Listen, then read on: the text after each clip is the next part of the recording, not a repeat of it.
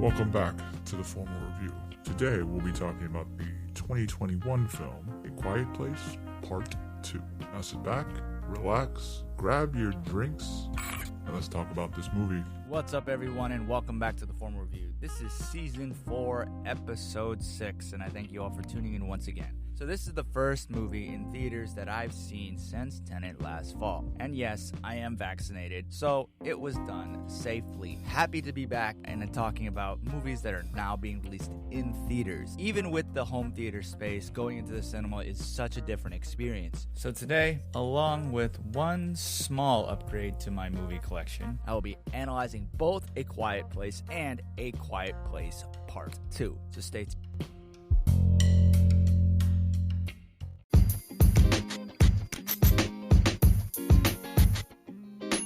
Have you ever thought about starting your own podcast? When I was trying to get this podcast off the ground, I had a lot of questions, like how do I record an episode? How do I get my show into all the apps that people like to listen on? How do I make money from my podcast? The answer to every single one of those questions is really simple. Anchor. Anchor is a one-stop shop for recording, hosting, and distributing my podcast. And best of all, it's absolutely 100% free and ridiculously easy to use. And now Anchor can match you with some great sponsors. That means you can get paid to podcast right away. In fact, that's exactly what I'm doing right now. So if you've always wanted to start a podcast and make money doing it, go to anchor.fm/start to join me and the diverse community of podcasters already using Anchor. Again, that's anchor.fm/start. And I can't wait to hear your podcast. So to give a quick update to my movie collection, the one movie that I was able to receive in the mail was Zack Snyder's Justice League on 4K. And I'm actually really excited to see this movie again. And if I did my full analysis on this a few episodes ago, so you can go check that out. But in short, even with its problems, I really did enjoy this movie a lot. And frankly, I'm really looking forward to watching this because streams, as I've said before, have issues, especially with the video and the high definition quality and also the audio. So I'm really excited to watch this movie again on a 4K UHD disc and to have full Dolby Atmos. Now, the one-time payment was about $30 to $35, but over the course of the time that I've been upgrading to 4K, I've been selling some movies to upgrade, and I've gotten a little bit of a nest egg in it where, so I still ended up only spending about $3 for this movie, and frankly, that is a really great purchase in my mind, and frankly, I don't know why this movie hasn't been released in the States yet, because I had to import it. But anyway, now on to the movie at hand. So let's sit back, relax, grab your drinks. Let's talk about this movie.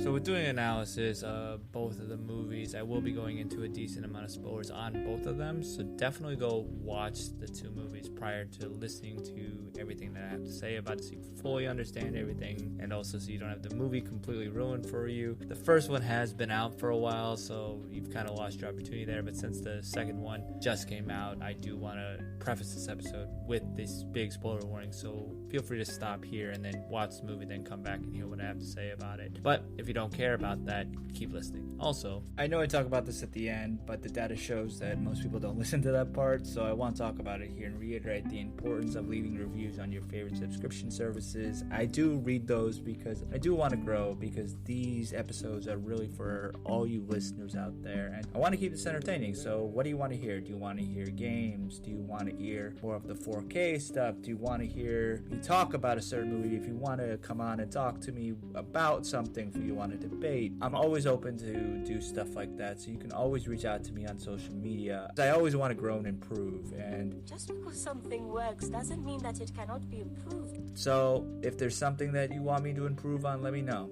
and I will grow as such.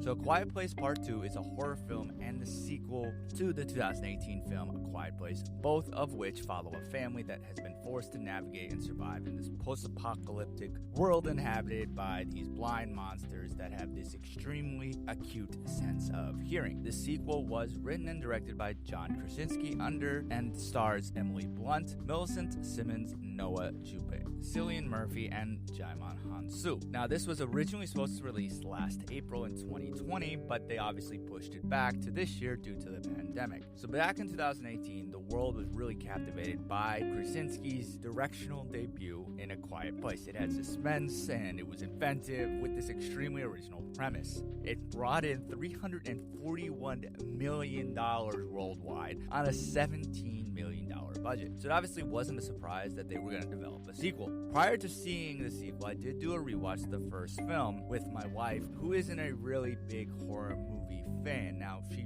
really likes this one. Now, I will say that it's probably due to the liking The Office so much. So when I first originally convinced her to watch it years ago, I think I was able to convince her because of that reason alone more than anything. So for those who haven't seen it, this film takes place in 2020, where a family of 4 must live in silence as there are these creatures that hunt by sound. If people sneeze or cough, the creatures will hear them and then more likely than not kill them. They live on this remote farm that they've developed into this place that will help them remain quiet. There's sand on every path as they walk around and they must be barefoot. They communicate in sign language and play Monopoly with these felt-coated pipes instead of the metal pieces that Monopoly normally has. So Krasinski directed and co-wrote this movie in a way that allows his viewers to attach themselves to the characters and thus try to survive the hour-and-a-half runtime with these characters. And this film is a great example of cinematic storytelling. And there's very minimal audible dialogue. And each shot of this movie is done with a purpose that balances scares and emotions. And this is supplemented also by great performances of the entire cast, particularly by Blunt. I've said this before when talking about her as an actor. She's honestly a chameleon and is able to capture absolute horror as well as happiness and sadness on her face. And frankly, it's saddening that she doesn't get the recognition that she should. Now, the children in the first film are also performing particularly well, and having Blunt and Krasinski play these characters together as an already married couple, plus having a real-life death girl play their daughter adds a lot of authenticity to that film. As such, as they're going through these very strenuous scenes with these monsters, the audience attaches themselves to them. And having these specific people play these characters helps the structure of the film come to life in a much more than just a physical and visual way, but emotionally as well. And the structure of this film is basically a 3-act narrative. The opening scene starts up as the main characters, sets up all the main characters and the relationships with one another. The film then moves on with one of the children being killed. During the scene of the movie, Reagan gives the younger brother, Bo, a noise-making toy rocket. As they're walking back home, Bo is the last one in the single-file line that they have made and then turns on the toy. Now, normally the sound that comes from it is thought to be fairly nice and peaceful in a way. But as the audience, you know that something bad is about to happen because it shows a close-up view of Lee realizing what is about to happen. Then this transitions into this long shot of him running towards Bo to save him and trying to beat the creatures that he knows are coming. And using this long shot, it shows this love that Lee has for his son, even though it's a highly likely situation where Bo is not going to make it out of it. Again, this is early on in the movie, so you know that he's not going to. But as soon as Bo is executed by this creature, the camera angle then goes back to a close-up quickly of Lee's face. And this shows him the pain that and loss that Lee feels. And then as well, if you pay attention to Reagan in this scene, the only way Reagan knows something is wrong is from the reaction of the other family's faces. She's behind her mother and father in line, so she sees her father turn around, and then she sees her mother start breaking down in tears, and she knows that something's wrong. But aside from that, she's in her own world, and she's just looking around at the trees, the sun, and doesn't even know that the toy is making noise. And she doesn't know that something's wrong until she sees her parents. The shot then shows Lee's reaction is from Reagan's point of view, which then again tells her that something is wrong.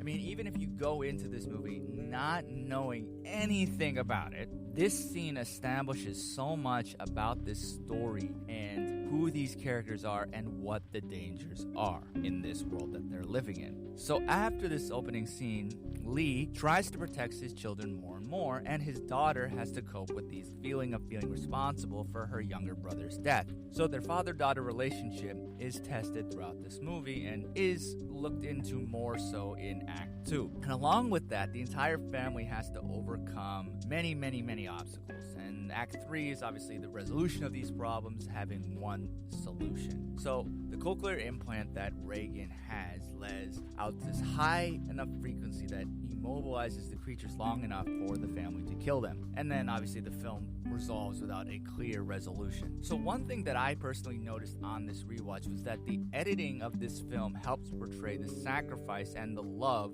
that Lee has for his children. In the most obvious scene that I'm talking about, the kids were setting a distraction for the monsters so their mom could have the baby. They end up getting stuck in this old truck with the monster trying to get inside. Lee sees that they're in danger and realizes what he has to do. He loudly screams to distract the monster so the kids can get away. And the shot goes from Lee letting out this scream to the reaction of the kids in the pickup truck. And this reaction shot shows the kids' emotional connection to their father and how much they love him. And even if the audience doesn't see their father's death on screen, it's very obvious based on their reactions and because you see the loss of a loved one. Now, this film itself appealed to so many different people because it had a very simple storyline where really a family must work together to accomplish something, and at first that seems almost impossible. And the editing on this film and for these scenes and then the sound editing is used in a way to fit the dramatic purpose of the film, which again helps emphasize the story. The sound, or lack thereof in this movie, helps the audience connect more with this family as they start to understand why the family bond is so tight. The lack of sound is used for dramatic purposes and again to emphasize the story. The audience becomes more focused on the story itself and what they're virtually seeing because they don't have to pay so much attention to the sound that is surrounding them. So this movie was composed by Marco Beltrami, and honestly, he does a fantastic job at bringing together a gripping film and also while creating these cues that are very, very emotional. And for a film that's honestly fairly silent for a good amount of the movie, one would think that you wouldn't really need a musical score because it's trying to be silent. But when the intense moments happen, his score provides the perfect enhancement to these scenes. And it could have been effective without a score, honestly, but adding it really does supplement the feeling and environment of this movie. And as he has composed Logan and also World War Z, he honestly was the perfect choice to compose this movie. And frankly, this score is what really shows how expressive and the emotions of these characters. It is honestly very uniquely done, that is very potent and honestly emotional, that does tie in to the second film later on, and there are some cues because he does return to compose the second film as well, and I'll get to that in a little bit. And even in this horrible time that they live in, there is some really great scenes between them that show how much love each family member has for one another. And specifically, the waterfall scene, Lee teaches his son that things are okay, and he doesn't have to live in fear, or he has to be silent all the time. And this establishes for something in the sequel as well. But in this scene specifically, Marcus is afraid because of making any noise because of what has happened prior to this scene. But in this moment, Lee shows him that some sounds are safe due to the extremely loud waterfall. The audience and Marcus realize that creatures only can hear a certain frequency of noise and that the family is safe near the waterfall. The biggest question is here, why don't they just live near the waterfall the entire time? I mean, they can fish there. They would be safe to talk. Seems like a good place to live to me. But that's a very big nitpick on this movie. Now, this does obviously bring up bigger flaws with the movie, as there are a good amount of unanswered questions about what's going on outside of this. How did these monsters come about? Why are they so sensitive to the sound? you don't really get any answers with that. And no matter these questions that the audience has after leaving the theater, the film successfully takes the audience and places them in this world for a fairly short 90 minutes. And it's able to take in an object that most take for granted, sound, and make it into this sphere, questioning what if one could not yell for help. In this way, Krasinski takes something extremely ordinary, rips it from you, and turns up the dial, which is honestly a perfect way for a horror movie. Fast forward to today, where we live in an industry where sequels go massive and more epic. Look at the Fast and Furious series. Luckily, A Quiet Place Part 2 does not do this. Instead, it focuses on the importance of little things. As a result, it ends up being an extremely visually, technically solid, and masterfully written, tense, and brutal film. The family soon realizes that the creatures are not the only threats beyond their abandoned home. And the world that Krasinski has set up has only slightly expanded, and we finally do get to see how the apocalypse came about. Now, the biggest constant between the two films is the themes. And this film further explores the family traits that are found within the human race, whether it's fight or flight, endure and survive, because when times are at the most difficult, that's when humanity should preserve. And we always find a way to keep going forward. We always find a way to adapt. Now, there are different ways to adapt, and this film shows that. So obviously, after losing Lee in the first film, the family must replace his strength, and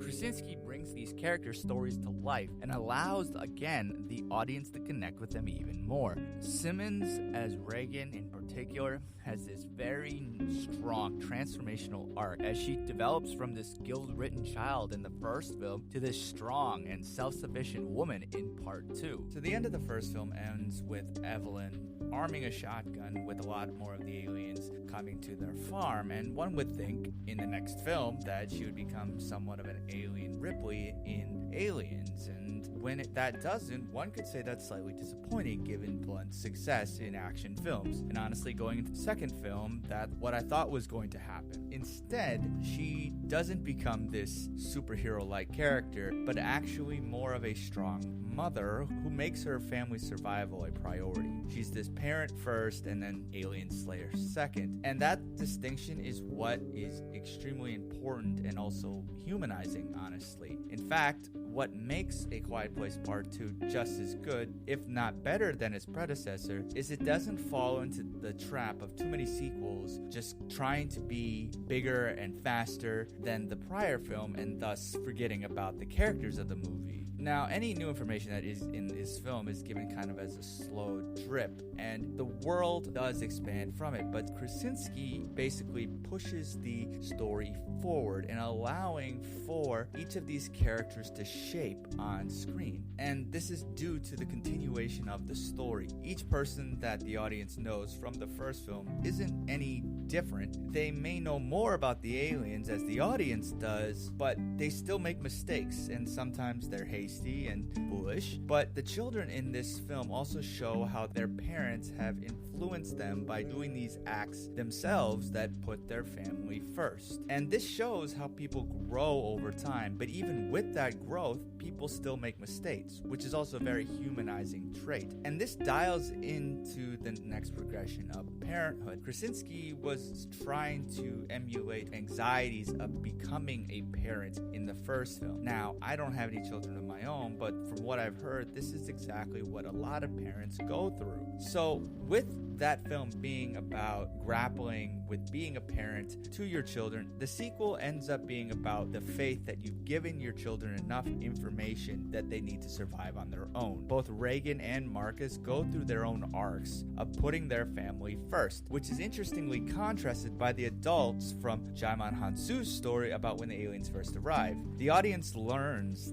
that people were able to quickly figure out that the aliens couldn't swim. So the National Guard prepped these boats to get the people to set up island colonies. There were enough boats for everyone, but a lot of the adults basically just wanted to think for themselves and led to really loud stampedes, which obviously led to an attack by the aliens. And this all touches into Krasinski's overarching theme of these two movies, it's not that these aliens or the humans trying to survive their attacks that's the scary aspect of these movies. It's honestly human greed and really neglect for your fellow person, even when there's enough resources and even when there's ways to survive. You won't do it because you only think of yourself first. But there are some people out there who will take a moment and really try to find compassion for their neighbor. And this film shows that this compassion exists, even if it isn't in humanity's first intuition. It exists deep down,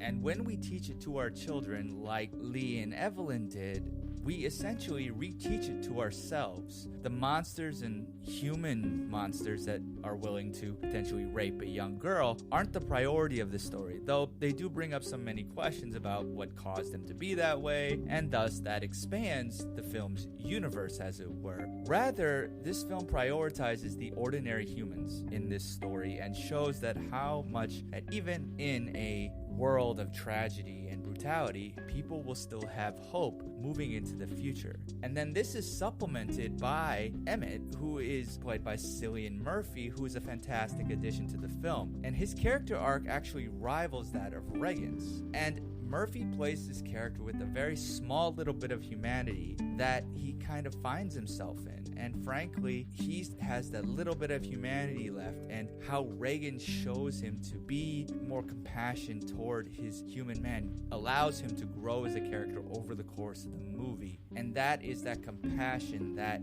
is within humanity that can grow if allowed to. Now, Murphy is somewhat even unrecognizable as he has been in prior films, and honestly, I felt a lot of similarities between his character in this movie and his character in 28 Days Later. Obviously, very different environments, not trying to say that this is a shared universe, but I think that there was a lot of similarities in the storytelling that the two movies did all together. What's really interesting about his character is that you don't know whether you can trust almost the entire movie, and frankly, that was a brilliant choice by Krasinski to add this new character in. He seems like a good guy, but he also could not be, and you don't really know. But again, one of the biggest brilliant parts about this movie is its visuals. So the horror film master Alfred Hitchcock loved to use a dramatic space to let a story be told in a single shot. And this became known as the Hitchcock rule, because he believed that, quote, any object in a frame should be proportional to its importance of the story at that specific point. So in other words, the important stuff will be in the front and the other stuff will be in the background. Now, Krasinski does something really interesting because he flips this approach upside down by forcing the audience to focus on the background instead. Focus on the environment, because you have to look for sound. Is something going to come out of the background? Is you know what's going on within the core characters. You know how they're going to react because you know them so well, but you don't know what's going on around them. And that's the most scary part of it, which is really interesting to take in. And when you start paying attention to the background a lot more of this movie, you see a lot more ingenious and honestly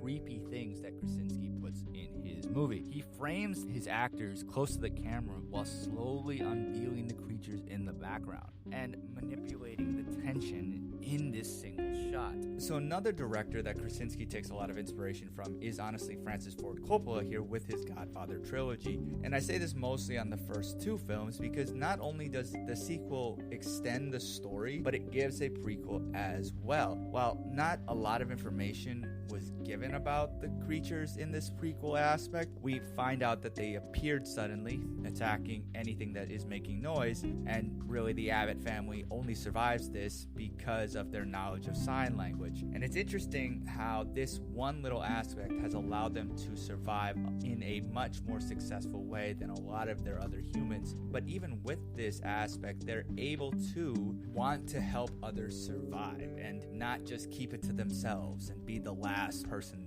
alive at the end of this entire story. They are out there to try to make sure that humanity survives. Now, like I've mentioned already, Beltrami returns to compose this movie's score, and honestly, he continues just where he left off. It is more intense and more emotional, and a lot of the sound cues do tie into specific moments from the first film, which again supplement the overall story of this film. But while a film that does have a little bit more verbal cues than the first film, there's a little bit more intensity and a little bit more emotion into the score. And it is a gradual, prevalent score, and honestly more intense score than the prior film. And that works again to supplement the overarching story of it as a continuation of it. And frankly, again, Beltrami's score is honestly fantastic. Now, one fault with many sequels is that they're required to include more information about the past or where something comes from, and they kind of adjust certain details to fit the narrative of the story. And The Quiet Place Part 2 does do this in ways that don't really make a lot of sense to the aliens' origins that were kind of alluded to in the first film. For example, there's like a newspaper posted in the basement that there was the first known meteor was seen crashing into Mexico. Now, if the first meteor had crashed in Mexico, it wouldn't be visible in the New England town that this movie takes place in, and they wouldn't get to New England that quick. Obviously, there's a lot of noise that can happen between Mexico and New England. Another plot hole is with them arriving on Earth, that the meteor that they were carried on was enormous, which would then have caused a lot of destruction with the meteor's impact. And if the meteor was that close, it would have been really nearly impossible that they wouldn't have felt the impact, especially when the aliens began to attack so quickly. And there's a lot of crashes that are on the white in the first film, which again, there's no way that these aliens would have been able to circulate a meteor crashing in Mexico or Singapore and then somehow get to New England that fast. And in A Quiet Place Part 2, apparently Americans have no knowledge of the aliens or the meteor until they see it on the news and when the meteor is coming down itself. So a newspaper story about an international crash wouldn't have time to been printed and circulated before everything that happened in the first film. And again, these are honestly just small nitpicks about the story itself, which does show how the film does fault a little bit on its details. But this is one of the 5 big things that it really doesn't work. And this is extremely slight, and you have to really, really be looking for these details to understand and see them for it bother you so much. And frankly, it is a nitpick, but it is a little bit of a letdown when it comes to the details of it, and that's why it's not a perfect film. But I would say that it definitely dives into a lot more of the story and the characters than the first film, and frankly, for me, that's why I would say it's slightly better. But overall, this movie doesn't slow down, doesn't let up, and thankfully doesn't really disappoint. Krasinski has crafted this film and really that impresses in every single way, and it's really unrivaled in its presentation, and it's one of the rare sequels that really match the quality, if not oversteps it. And it's honestly one of the best films of the year so far, and well, that may not say very much with the amount of movies that have come out, but it is one of the more entertaining movies that I've seen. Now, in addition to all of that, I saw this movie in 4DX, and for those who don't know what 4DX is, basically it's one of those types of movie theaters that essentially like those amusement park rides that allow movement of the seats and also water to come on you, and also smells and ambiance creating experiences. And frankly, this was a pretty good one. It was a fun bit, especially during the prequel aspect of this movie when they're driving around. That was exhilarating. And honestly, when the water comes down during the scene where Evelyn turns on the sprinkler system, that was a really cool aspect to see in theaters. And then also the soundtrack, like I was mentioning, has a really good impact with this movie. And frankly, I think it's worth upgrading to. Frankly, with movie tickets being so much now these days, you might as well just upgrade and have a really good time. And seeing it in theaters, it's honestly worth it, especially when it comes to 4DX. It's not the best 4DX movie I've ever seen, but I would say it's 4 out of 5 when it comes to 4DX movie. But what did you think of it? And what did you think of this in comparison to the first film? Let me know. Hit me up on social media. The Formal Review is on Facebook, Twitter, and the Gram, and also YouTube. The handle's all the same. It's at The Formal Review. And for anyone who has supported me on a financial basis, I thank you very much for supporting me in that way. For anyone who wants to support, you can go to anchor.fm/the_formal_review and click support this podcast, and any donation is appreciated. Thank you all again for tuning in. And until next time, wash your hands, get vaccinated, and wear your mask. And I'll see you at the movies. Thanks for tuning in to another episode of The Formal Review. Cheers, and we'll see you next time.